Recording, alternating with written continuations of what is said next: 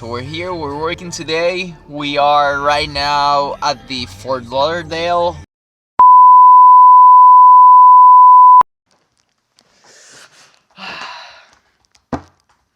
Bueno, pues hoy empezó el día así.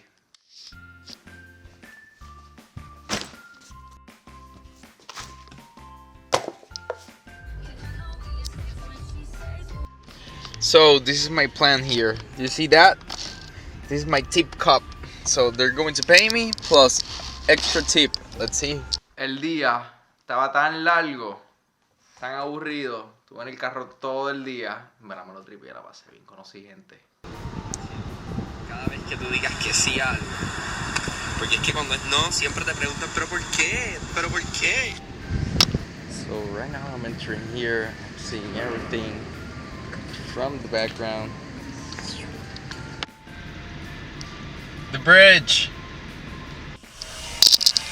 Look at that. Holy. Entonces llegué a la casa y esto es lo que pasó. Bueno, este es Roger, esa es la prima y aquí ahora mismo estamos caminando por el cuarto. Aquí está. Mira a Alan ahí. Alan, tírelo a la cámara. Mira los chicos. Esas tenis.